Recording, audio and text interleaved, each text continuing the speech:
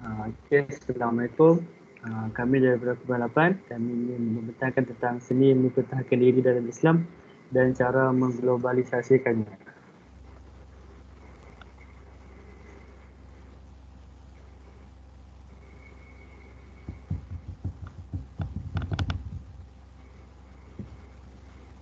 Pendahuluannya ialah seni mempertahankan diri merupakan satu kesenian yang timbul sebagai satu cara seseorang itu mempertahankan diri. Ia merupakan kaedah berlawan tradisi dengan atau tanpa senjata dan selalunya tanpa menggunakan senjata api ataupun senjata moden yang lain. Seni bela diri telah lama wujud dan pada mulanya ia berkembang di medan pertempuran sebelum secara perlahan-lahan apabila peperangan telah berkurangan dan penggunaan senjata moden mula digunakan secara berleluasa. Iaitu seni bela diri mula berkembang di kalangan mereka yang bukannya anggota tentera tetapi menggunakan orang awam. Dalil Allah Subhanahu Wa Taala berfirman, dan siapkanlah untuk menghadapi mereka kekuatan apa saja yang kamu sanggupi dan dari kuda-kuda yang ditambat untuk berperang yang dengan persiapan itu kamu menggentarkan musuh Allah dan musuhmu dan orang selain mereka yang kamu tidak mengetahuinya. Sedang Allah mengetahuinya.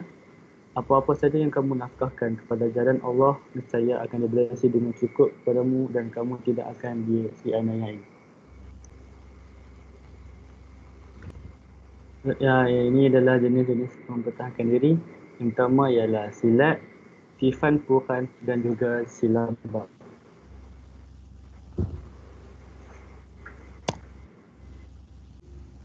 Okey, untuk kepentingan seni mempertahankan diri, okey. Kat sini antaranya ialah disiplin.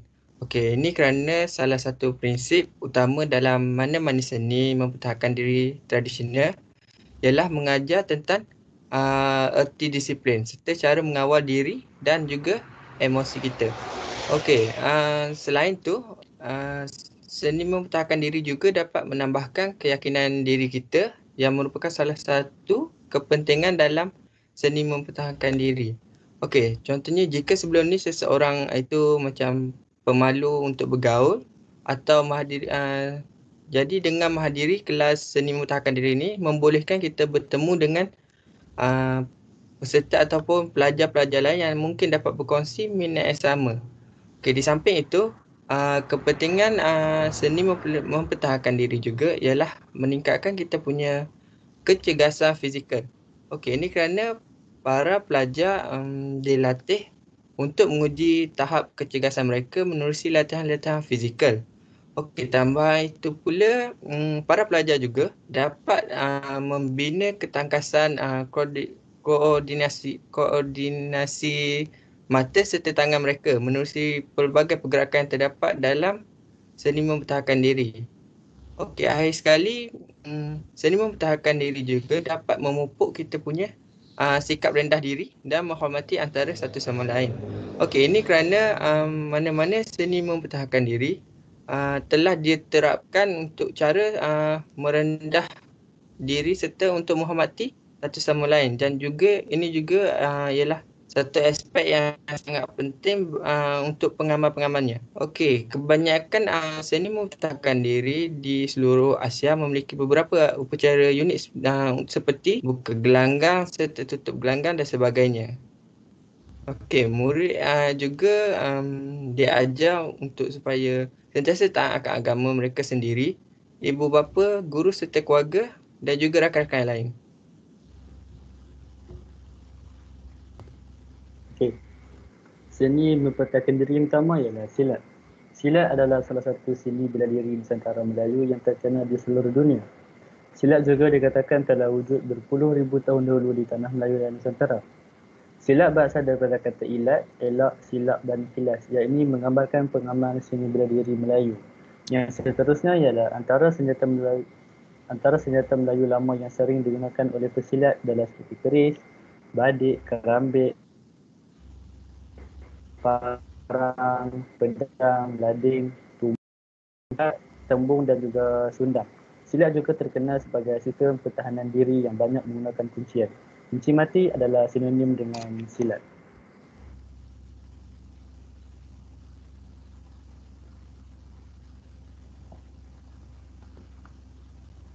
Okey, nama Tifang Pokan ni adalah itu nama daerah di negeri Turkestan Timur, iaitu dikenali sebagai Turfan, iaitu dari daerah Cina yang kemudian diganti namanya menjadi Xinjiang, iaitu artinya negeri baru. Okey, sebelum Islam datang ke negeri ke daerah ini, beberapa suku seperti Tahlil, Monggo dan Dogon pada awalnya mengamalkan sejenis cara pembelaan diri yang purba berbentuk seperti gumulan atau sepak tinju serta permainan senjata yang disebut kargul.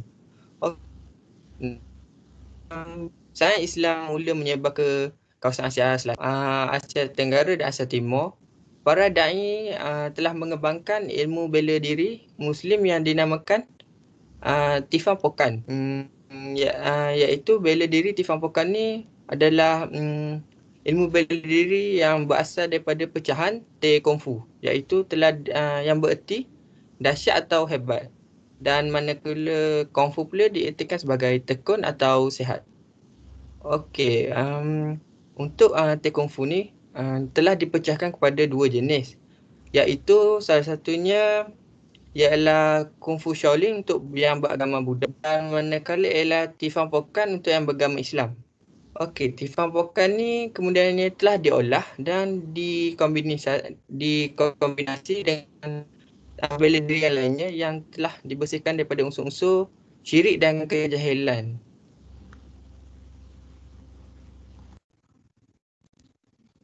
Okey, kat sini kita dapat tengok beberapa gerakan-gerakan dasar dalam Tifang Pokan, iaitu antaranya ialah seperti pukulan, tendangan, sapuan, balingan serta elakan. Okey, next.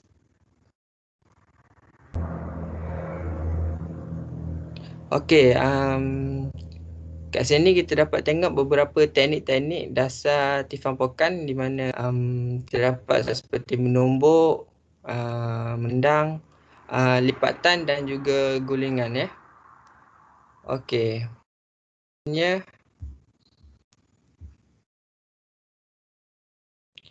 Okey. Kebiasaannya latihan Tifang Pokan ni sentiasa dilakukan secara bersaingan antara jantina lelaki dan perempuan. Okey, hal ini disebabkan untuk mengelakkan daripada berlakunya kemaksiatan antara mereka. Kemudian supaya ketiga, menjaga fitrah kemanusiaan, dan keempat, tidak menyerupai orang kafir.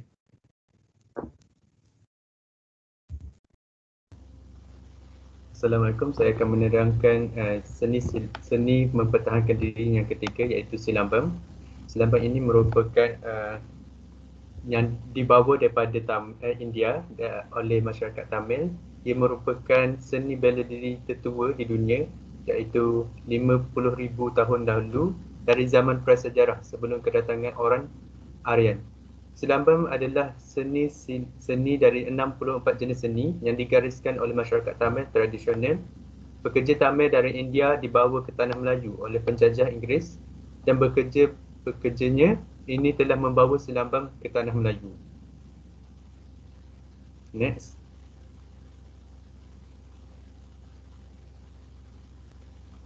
Asas-asas pergerakan di dalam silambam.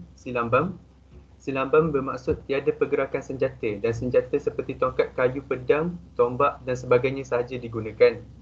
Kepakaran awal dalam silambam adalah membina langkah. Ia terbahagi daripada 18, 64 dan 108 langkah. Yang ketiga ialah kepakaran berikut adalah kemahiran membengkok, gesit, bakat dan tekak dengan bertindak tanpa menggerakkan badan dan menggerakkan badan. Next.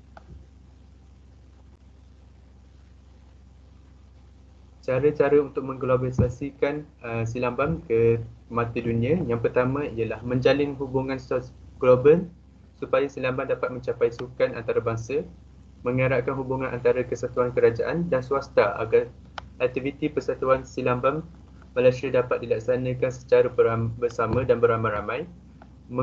yang ketiga, menggalakkan penubuhan persatuan silambam di semua negara Asia. Yang keempat, melahirkan atlet silambam yang bertanding dalam sukan Malaysia seperti Sukma, Sukan SEA dan Olimpik untuk mengangkatnya ke mata dunia. Next.